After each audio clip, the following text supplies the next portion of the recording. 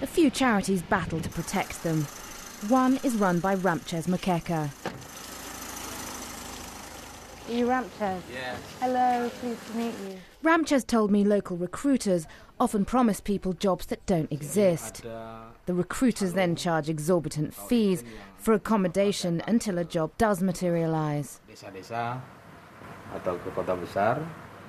Ramches has just told me that once they're here, they're held in holding centres for anything up to 3 months to a year. They just don't know. They also have their passports taken away from them, so it's almost like they're imprisoned. To pay for the privilege, the workers sign away future earnings to the recruiters. We were taken to a holding centre. 3 girls had smuggled out messages saying they wanted to go home, but were being imprisoned. 4 people are guarding this particular centre. The girls were going to be shipped abroad to pay off their debts. So the one on the corner? On the corner house. Okay. The police said it was a business dispute and wouldn't intervene. We visited the woman from the girls' village who'd introduced them to the recruitment agents. One of the girls had just contacted her using a hidden mobile. She'd been beaten and was threatening to kill herself. She's saying, I'm the one that brought the girls here. I have to get them out. The only way is to pay, and I can't.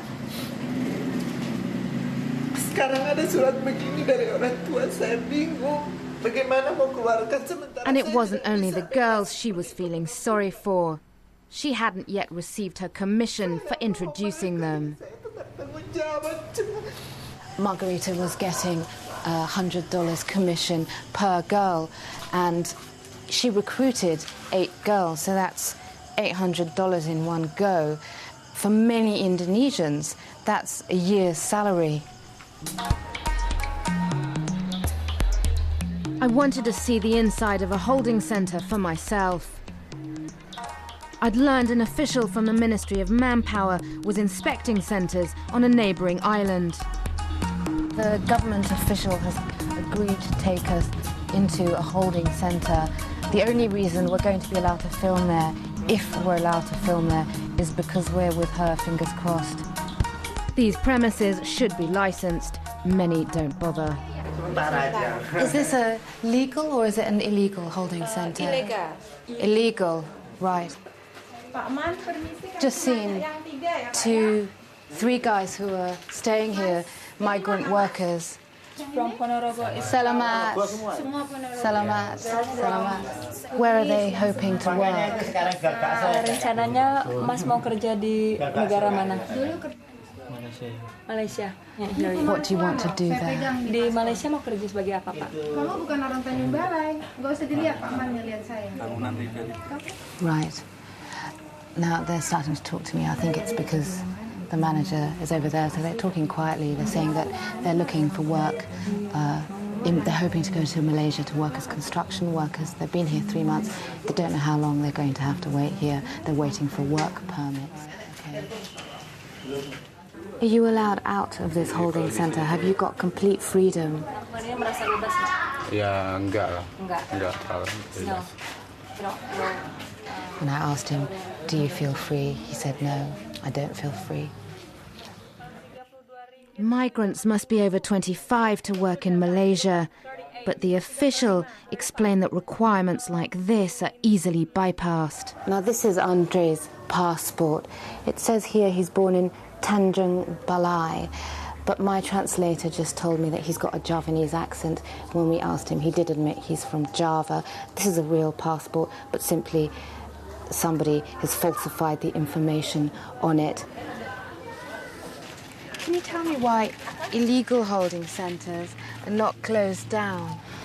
Kami banyak dapati penampungan-penampungan ilegal yang di-backup oleh pihak kepolisian. Iberia has just told me that when police won't raid an illegal holding centre, it's because they're being rewarded, which sounds to me like another word for bribe.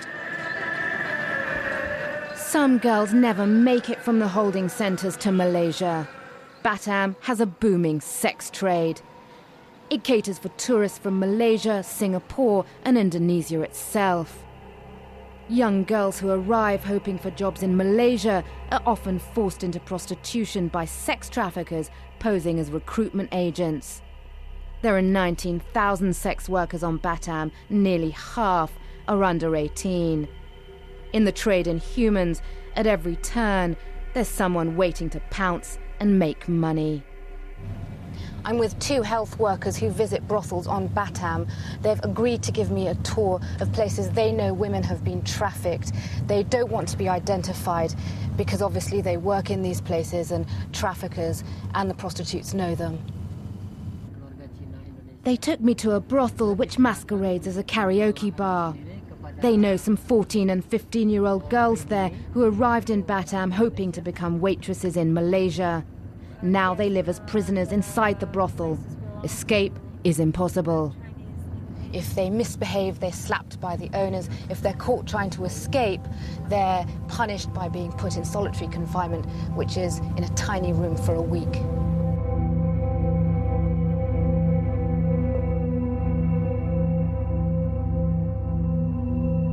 Posing as tourists, we went inside with a secret camera.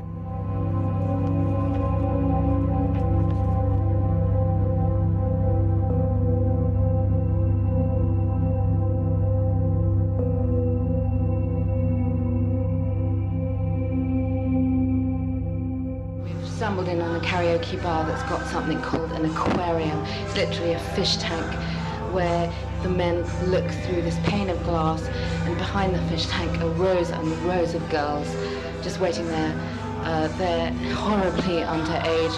A girl just came in the toilet, we're in the toilet now. She couldn't have been older than about 13. Even more worrying than that, I was having a conversation with the madame, they call her the mummy, and she pointed out some customers that were local police. She said, don't worry about raids here. The police are here, they're friends of the owners. For Indonesia and Malaysia, the trade in human beings is vital to economic prosperity. But their governments, whatever the rhetoric, demonstrate little concern for the casualties.